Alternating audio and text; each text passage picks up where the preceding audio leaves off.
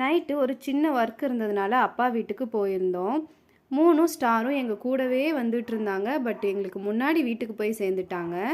காலையில் ஏர்லியராகவே எந்திரிச்சு மறுபடியும் ரிட்டன் வீட்டுக்கு வந்துட்டோம். இந்த மினி இட்லி பிளேட் டிமார்ட்டில் வாங்கியிருந்தேன். ரொம்ப நாள் வாங்கணும்னு நினச்சிட்டு இருந்தேன். பட் கண்ணில் படவே இல்லை. டிமார்ட் போயிருந்தப்போ இது கண்ணில் பட்டுச்சு. வாங்காமல் எப்படி உடனே வாங்கிட்டேன். வாங்கினா மட்டும் போதாது, யூஸ் பண்ணணும். இன்றைக்கி தான் அதில் பொடி இட்லி செய்ய போகிறேன்.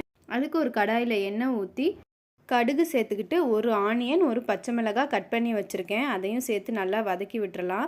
இப்போது இதில் கருவேப்பிலை சேர்த்துக்கலாம்.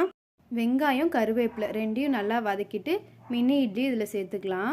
இட்லியை சேர்த்து நல்லா வதக்கி விட்டுட்டு இதில் இப்போ இட்லி பொடி சேர்க்க போகிறேன். இந்த இட்லி பொடியோட ரெசிபி நேற்று ஷார்ட்ஸில் அப்லோட் பண்ணியிருக்கேன். தேவைப்பட்டால் செக் பண்ணி பாருங்கள். இப்போது இதில் ஒரு ஸ்பூன் கீ சேர்த்துக்கலாம். கீ சேர்த்துட்டு நல்லா இன்னொரு டைம் மிக்ஸ் பண்ணிக்கலாம். அவ்வளோதான், பொடி இட்லி சூப்பராக ரெடி ஆயிடுச்சு.